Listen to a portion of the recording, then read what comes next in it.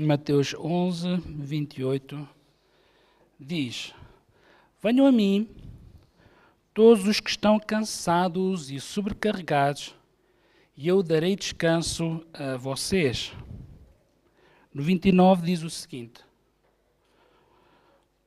Tomem sobre vocês o meu jugo e aprendam de mim, porque eu sou manso e humilde de coração, e vocês encontrarão descanso para a alma.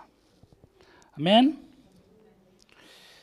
Esta é uma palavra que o Senhor Jesus está a transmitir, a audiência que o estava a ouvir, obviamente, mas que hoje, para os dias de hoje, se deve fazer luz nas nossas vidas. É como se fosse um lembrete que, apesar dos desafios da nossa vida, o sofrimento, as injustiças, todas essas coisas que ninguém gosta, Ele está a dizer que vocês não estão sós. Eu posso ser o vosso porto seguro. E Jesus passa esta intenção que Ele diz que pode e Ele quer aliviar as nossas cargas. Eu vou repetir, Jesus pode e Ele quer aliviar as nossas cargas. E Ele quer nos dar descanso. E Ele quer que nós encontremos paz. Há expressões que dizem, olha, eu buscar a paz. Quem é que está aqui que busca descanso? Quem é que está aqui que busca paz? Então isto é um lembrete de que se nós buscamos descanso, buscamos paz, nós precisamos saber onde procurar. E meus irmãos, minhas irmãs, há tantos lugares onde as pessoas podem procurar, encontrar esse descanso e essa paz. Então esta passagem mostra-nos que nós precisamos mudar o nosso foco, porque a verdadeira paz, o verdadeiro descanso, nós só podemos encontrar nele. A verdadeira paz, o verdadeiro descanso, nós só conseguimos encontrar no nosso Deus, através de Jesus. Então, o que eu vejo aqui é que surge como sendo um convite.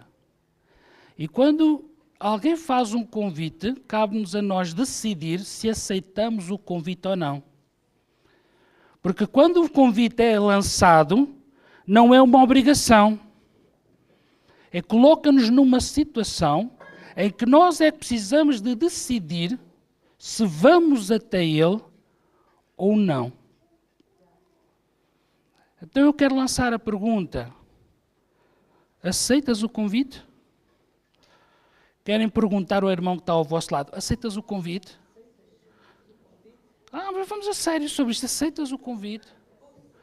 Porque Jesus lançou o convite, mas nós é que precisamos de decidir o que fazer com o convite que Jesus nos faz. E Ele faz o convite, Ele diz: venham a mim. Venham a mim. E tudo o que Ele diz é: venham a mim. Palavras boas. E sim, o mundo apresenta coisas que falam sobre paz, falam sobre descanso. Olha, ter dinheiro é uma coisa boa. Quando uma pessoa tem mais dinheiro, olha, se uma pessoa anda a contar os tostões até ao final do mês para pagar as contas, se a pessoa um dia se apanha com dinheiro, isso dá tanto descanso, não dá? Ai, dá que dá. Os irmãos estão todos muito crentes hoje. Estão muito crentes. Se uma pessoa se apanha numa situação financeira que anda a pagar as contas ali, aflita a pagar as contas, se chega um dinheirinho extra, oh, que maravilha. Que paz poder pôr as contas em dia. Amém, igreja? Amém? Há coisas, deixa-me fazer aqui uma pequena provocação. A fama, será que é uma coisa boa ou má? Vocês já estão todos estudados também, não se pode fazer perguntas, vocês já sabem as respostas todas. Depende, não é? Exatamente.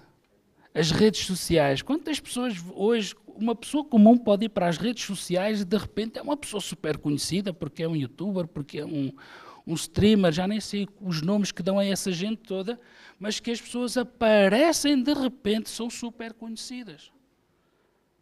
E se nós fizermos isso para realmente ser influencers de coisas boas, coisas úteis, isso pode ser de facto algo fantástico, algo muito bom. A propagação do Evangelho através das redes sociais deve ser uma coisa altamente encorajada, porque é um veículo que alcança muita gente. E ainda por cima, as malta jovem, não é? Hoje passam mais tempo nas redes sociais do que sequer a ver notícias. Sabiam disso? Não veem. É por isso que as televisões entram em pânico. Porque já ninguém vê televisão, vai toda a gente para a tela, telemóvel. Isto é um assunto sério. Porquê? Porque tem força essas coisas, certo? Então, ser famoso, alguém aqui deseja ser famoso, meus irmãos, eu estou com vocês. Os irmãos, se desejarem dinheiro, irmãos, eu estou com vocês. E já agora sejam fiéis também, não é? Sejam fiéis a Deus, quanto mais tiverem, mais sejam fiéis. Eu estou com vocês.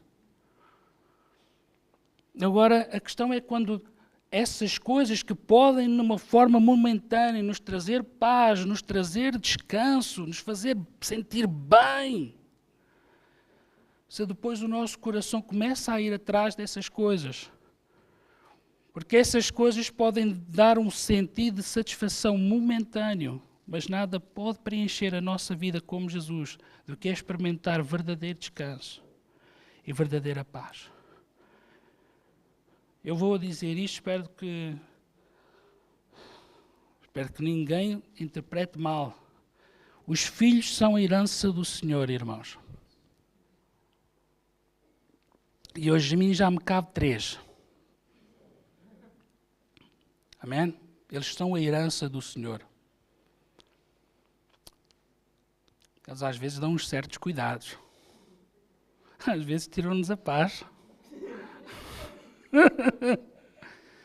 Principalmente ao fim de semana, quando se está a tentar descansar, eles não param quietos. Não há coisas bem mais que tirar a paz, não é? Desafios que vêm à nossa vida.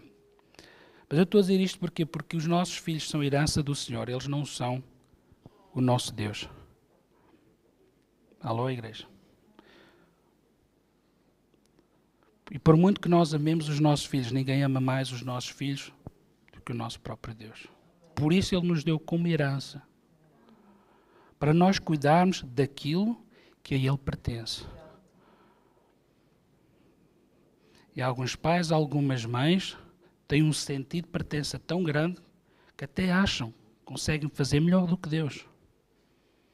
Estou a falar a sério, estamos aqui, estou a falar a sério. As pessoas que esquecem-se, estão tão absorvidos em querer o bem, em querer o melhor para os seus filhos, que se esquecem que Deus cuida melhor dos filhos do que eles. Mas calma aí, isto não é um atestado para criar os filhos de qualquer maneira. Eles são a herança do Senhor. Então temos de saber criar esse balanço, esse equilíbrio na nossa vida.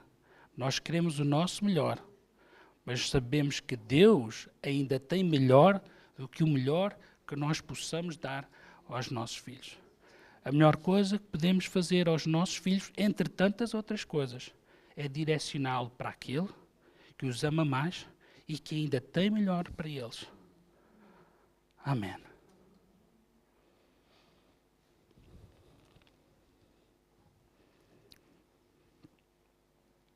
Eu partilhei nas redes sociais e já falei no início na oração sobre a importância de nós não alimentarmos preocupações.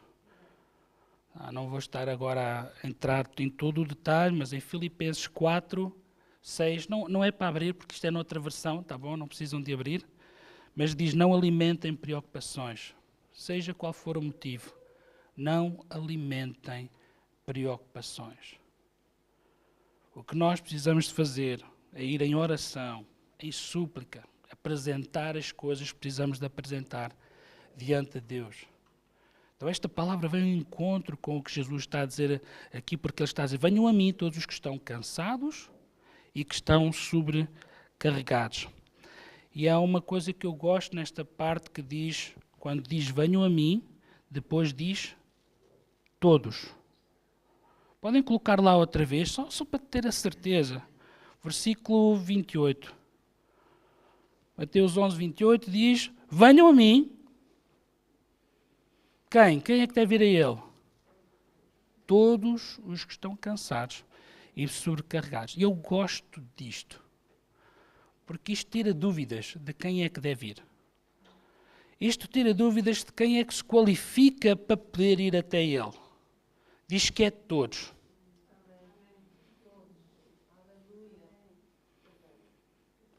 Podes ser crente, então vai até ele. Mesmo que não sejas crente, vai até ele. Ah, mas ele nem acredita em Deus, que vá até ele. Mas acredita noutra religião, que vá até ele. O convite é para todos.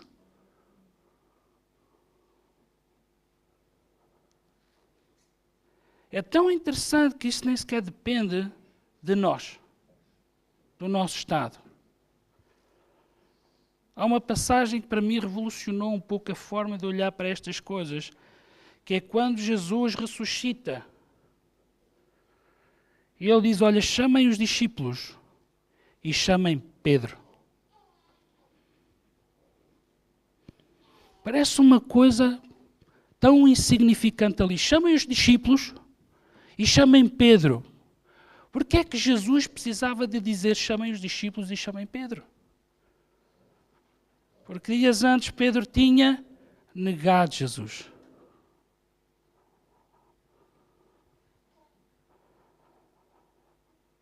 Numa sociedade altamente religiosa, Pedro tinha perdido o acesso, porque ele negou o Mestre.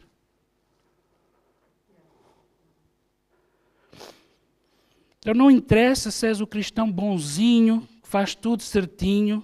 Aliás, graças a Deus por isso. Estamos a falar em relação a acesso, tá bom? Interessa muito ser um cristão certinho, que é para aí que somos chamados a estar, tá bom? Eu às vezes tenho de abrir e fechar muitos parênteses aqui na mensagem. Mas quando nós estamos a falar de ir a Jesus, de ir à sua presença, quão importante é, Pedro estava desqualificado. Mas mesmo assim Jesus fez questão de dizer, olha, chamem os discípulos. Mas para que não houvesse dúvidas, e Pedro também, porque ele continua a ser meu discípulo. Então não vamos arranjar desculpas, não vamos criar condenação, nem para nós mesmos, nem aos outros. Às vezes as próprias pessoas na igreja parece que esquecem que precisamos de manifestar o amor de Deus. Aquela pessoa fez isto, fez aquilo, ou já não põe os pés na igreja faz tempo, isto e aquilo, e começam a colocar rótulos que o nosso Jesus não coloca. E nós somos chamados a ser imitadores de Cristo. Mas parar de rotular as pessoas. É todos aqueles que quiserem vir a Jesus, eles que venham. E que nós, como os seus filhos, e já agora alguns que são esperados ser filhos maduros, que quando veem eles a vir, que haja alegria no nosso coração, que nós nos regozijamos de ver eles a entrar, eles a chegar. E coloquem, por favor, de lado a religião, tá bom? Às vezes estão tão interessados em que Deus trate da vida dos outros e no seu coração. Precisam de uma coisa ser tratada também, então deixem que Deus trate do vosso coração. Cuidado com essas coisas.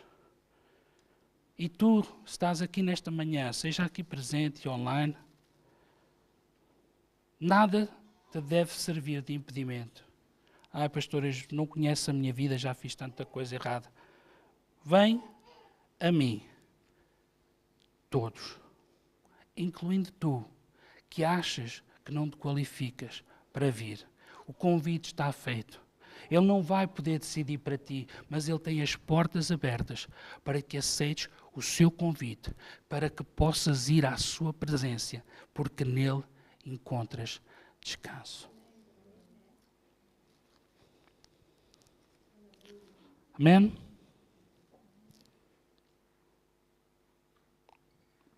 Não é a nossa condição que determina se nós podemos ir até ela ou não. Mas é a nossa decisão que determina isso. Há uma grande diferença. Uma coisa é a nossa condição, outra coisa é o que nós decidimos. Aceitas o convite? Aceitas o convite de Jesus nesta manhã?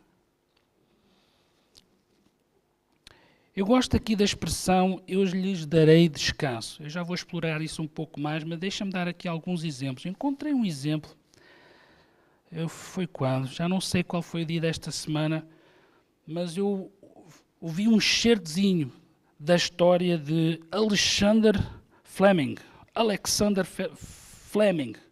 Já ouviram falar sobre esse nome? Então, pois é, ele descobriu a penicilina. Sabem o que é penicilina?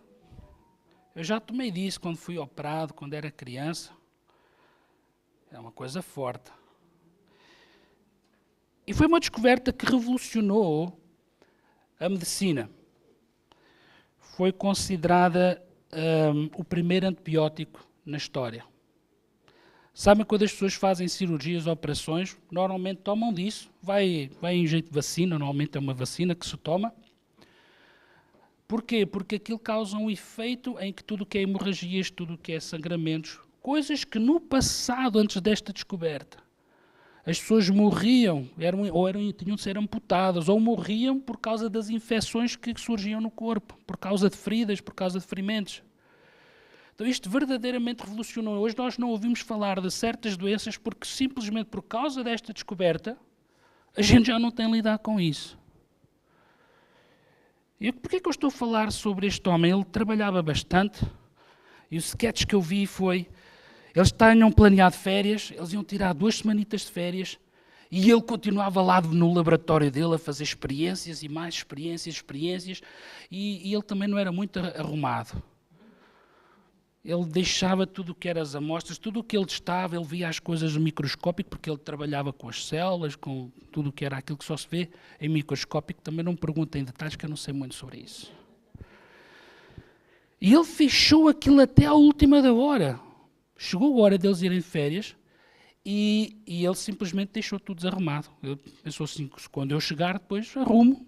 Depois logo vejo o que é que vai para o lixo e o que é que não vai. Então ele esteve fora 2 semanas. Quando ele voltou e começou a arrumar aquilo, ele pegou numa dessas amostras e ele viu que realmente uma dessas amostras tinha criado aquilo que se chama, tecnicamente falando, um fungo. Para nós, se calhar, usamos mais no dia-a-dia, o bolor, né? Que aquilo tinha, esse bolor que foi criado, ou esse fungo criou-se, gerou-se ali, matou as bactérias que estavam naquela amostra. E foi isso que originou esta descoberta, que mais tarde revoluciona a medicina. Chamaram-lhe um sucesso acidental. Como é que isto aconteceu?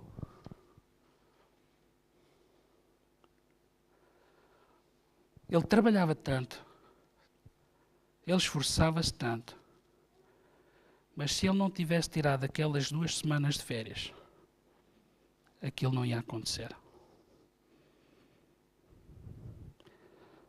Entendem o que é que eu estou a falar aqui? Eu acho que já vos aconteceu, se calhar, deixar cair uma comida que a gente não vê, foi para o chão, ficou lá num canto, ao fim de um tempo, a gente olhou e já queria um bolorzito. Parece uma pelezinha, parece um pelinho ali. Nunca viram uma coisa assim, comida que se começa a decompor? Esse efeito só é possível quando fica lá durante um período de tempo.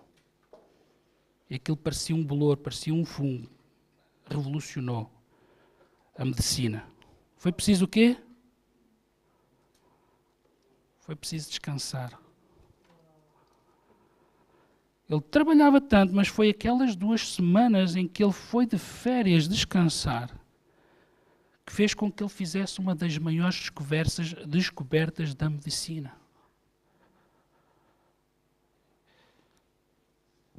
Isto deve-nos dizer que realmente nós precisamos de aprender. Vir se está para o irmão que está ao seu lado. Precisas de aprender. Estas coisas, até para descansar, meus irmãos, é preciso aprender.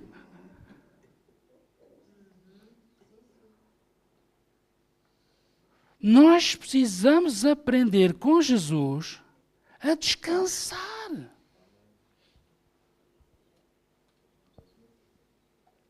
Eu espero que esta descoberta hoje seja tão revolucionária como o primeiro antibiótico descoberto na história. Nós precisamos de aprender a descansar em Deus.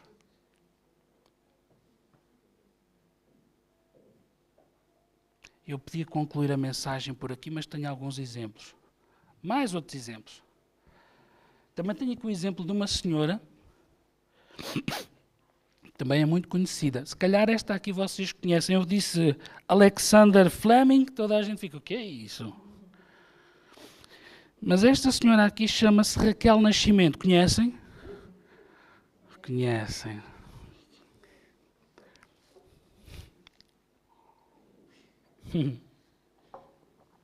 A Raquel teve uma situação quando ela trabalhava e ela está... Sabem qual é o problema de ter a mulher a ouvir estas coisas e eu a contar coisas sobre ela?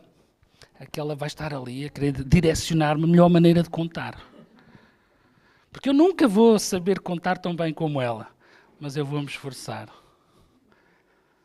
Houve uma altura, quando nós viemos para o Luxemburgo, passado um tempo, ela trabalhou numa creche, era educadora, mas em pouco tempo ela ficou gerente nessa creche.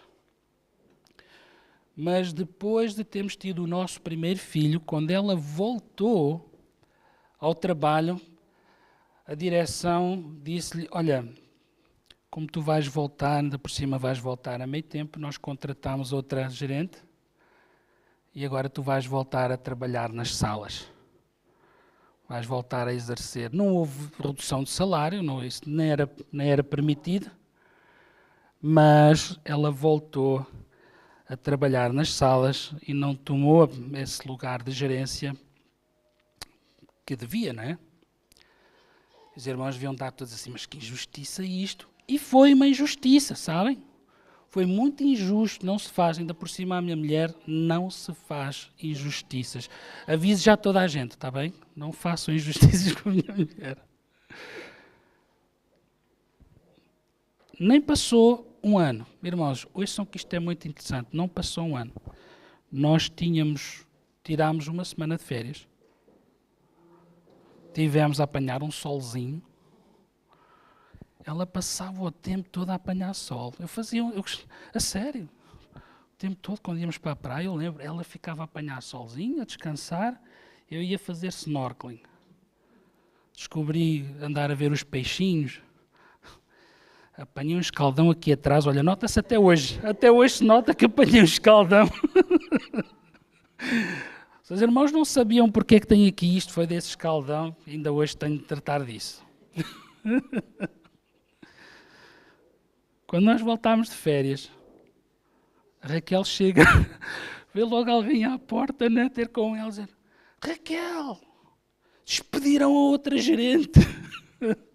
Quando ela chega para falar com as diretoras, deram-lhe a posição de volta, com um aumento de salário. O que é que a Raquel andou a fazer naquela semana em que tudo aconteceu? A descansar. Eu vou-vos mostrar que estas coisas, ou tentar pelo menos dizer aos irmãos que isto não é coincidências, é nós ouvirmos a instrução de Deus. Ele diz, olha, venham a mim, estás cansado, estás sobrecarregado, e eu te aliviarei, e eu te darei descanso. Há outra pessoa, para além da Raquel, esse aí vocês conhecem de certeza, porque ele é muito conhecido, chama-se Carlos Nascimento. Irmãos, eu quando tive o meu primeiro trabalho, quando chegou uma altura eu queria mudar de trabalho. Chegou uma altura eu precisava mudar de trabalho e quis mudar de trabalho à força toda. Mandei currículos para todo o lado, tudo e mais alguma coisa.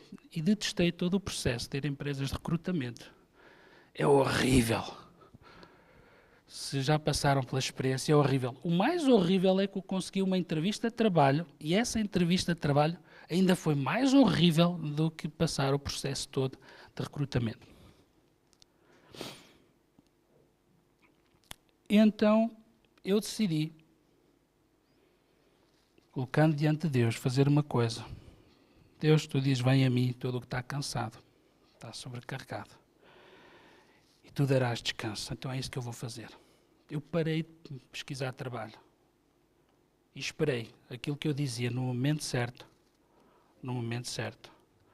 No momento certo. E fui convidado por alguém, disse que lá no trabalho dele alguém precisava de alguém na equipa dele. Na altura eu não trabalhava no setor bancário, trabalhava numa empresa financeira, mas não estava em banco. E aquilo era uma posição para trabalhar num banco. A pessoa falou comigo, eu fiz as entrevistas e consegui ficar com aquele trabalho.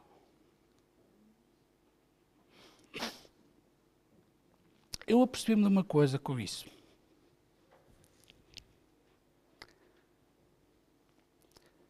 É como se essa pessoa, durante tempo, andava-me a observar. Não é que a gente se relacionasse muito, mas falávamos algumas vezes. E então, ele queria a todo custo que eu fosse trabalhar com ele. Eu não sabia nada disso.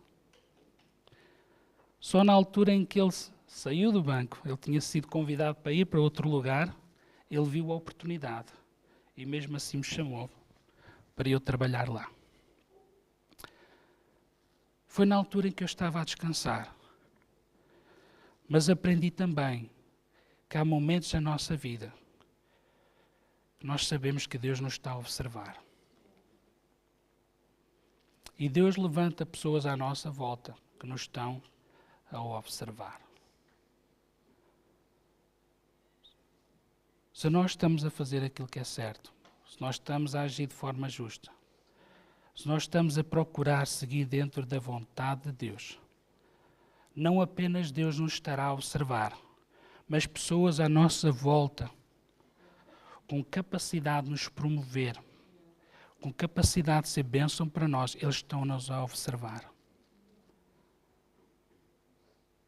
Cansa-me ver pessoas que querem mundos e fundos, mas quando nós observamos o seu comportamento e a sua postura, alguns deles dão a mesma vontade, eu quero é esta pessoa longe.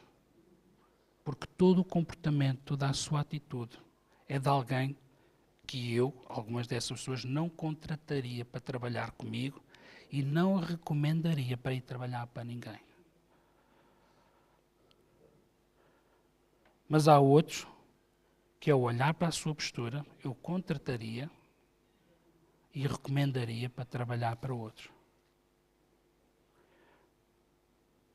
Então nós precisamos aprender a descansar em Deus, mas quando nós estamos a descansar, nós precisamos ser pessoas de caráter. Nós já vamos ver o que é que isso quer dizer a seguir, tá bom? Eu tinha vários exemplos, agora avançou, mas este aqui já é suficiente. O da Raquel, o meu e aquele senhor. Nós só estamos rodeados de pessoas ilustres, não é? Não. Ele depois ganhou o Prémio Nobel da Paz. Vejam só em que contexto, da paz não, da medicina, desculpem. Ganhou o Prémio Nobel da Medicina. Então estão a ver? O Prémio Nobel da Medicina, a Raquel e eu. Aqui, os três. O Prémio Nobel do Descanso, exatamente. Essa está boa, está boa. Estou a dizer isto porque às vezes as pessoas pensam que descansar é ficar de papo ao ar. Eu já disse isto várias vezes, eu digo de forma direta e vou voltar a dizer. Deus não sustenta malandros. Deus não pactua com a preguiça de ninguém. É por isso que Ele nos abençoa, mas Ele depois fica a ver como é que nós lidamos com a bênção que Ele traz até nós. E se nós formos fiéis mordomos, aí sim, não vamos falar do destino daquele que não foi fiel. Alô? Então nós precisamos estar muito conscientes disso. Como é que diz o início do versículo 29? Coloquem lá. Ele diz, olha, vamos, eu vos darei descanso, venham até mim, eu vos darei descanso. O que é que ele diz a seguir? Tomem sobre vocês o meu jugo. Ora, aí está. Vocês sabem o que é o jugo? Ou pelo menos uma forma de nós interpretarmos o jugo? Eu vou contar. O jugo é quando está 2 bois com aquela coisa às costas. A canga, exatamente, é outra forma de dizer o jugo. Vai às costas e vão 2. E basicamente o que nós podemos interpretar do que está aqui é que normalmente há um boi mais experiente. Há um boi mais experiente, mas é preciso 2. Então quando vai e coloca um boi mais novo ao lado do mais velho, e é naquele processo de levarem os 2 a mesma canga que o mais novo aprende com o mais velho. Isto para os dias de hoje é assim um exemplo assim um pouco, parece fora da caixa, que veio de outro planeta. Mas o que é que isto nos ensina? Para nós trabalharmos no reino de Deus. Porque o reino de Deus é um reino onde se trabalha. Certo? Amém? A gente trabalha no reino de Deus. Então, quando nós vamos fazer, é como se fosse Jesus está ao nosso lado. Olha, tomem o meu jugo. Ou seja, anda aqui para o meu lado. E nós vamos construir isto juntos. Nós vamos fazer este trabalho juntos. E à medida que o fazemos juntos, tu vais estar a aprender comigo. E é interessante pensar que é este o tipo de descanso que Jesus está a propor. Não é o descanso ficar de barriga para o ar. Não é o descanso de pensar dele vai fazer sozinho e eu vou estar aqui a beneficiar. Ele está-nos a fazer um convite para nós estarmos lado a lado com ele. Nós estamos no ano 2026. É um ano de aliança. E ele nos chama e diz assim, olha, toma o meu jugo. Eu estou aqui com ele também. Estamos os 2. Esta é a minha aliança para contigo. Toma o meu jugo. E vem e caminha comigo. Vem e aprende comigo.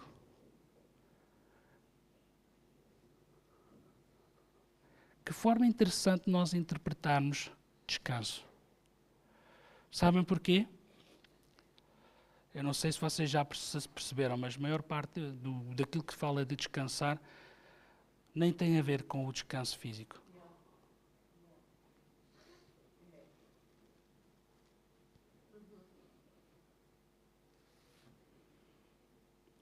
E eu podia fazer perguntas a todas as senhoras, e homens também, mas uma coisa especificamente. Há dias estava a ver a Raquel, estava a lavar a louça, eu comecei a observá-la, e eu só dei comigo a pensar, e até comentei com ela, estás a pensar em tudo, menos naquilo que estás a fazer.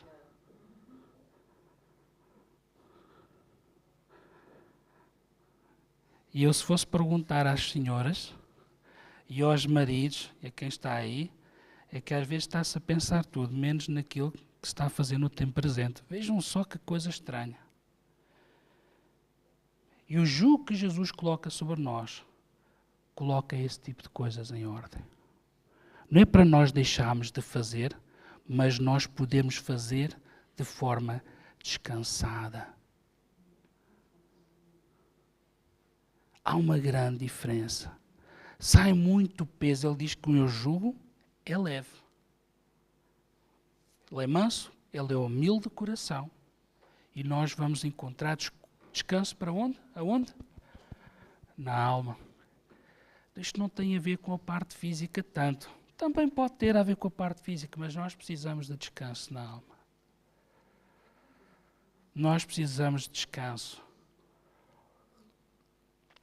naquilo que vem à nossa mente, nos pensamentos, nisto e naquilo. E da mesma forma como vêm esses pensamentos, olha que é isto, olha que é aquilo, e tens de fazer desta maneira, há um pensamento que vem, que diz, vinde a mim. Se estás cansado, se estás sobrecarregado, é Ele que te vai dar descanso. Não é ficar ali na mente e vou fazer assim, e vou fazer assado, e depois já para, e agora já vou fazer assim, agora já vou fazer assado. Eu deveria ter dito isto, eu deveria ter dito aquilo, eu deveria...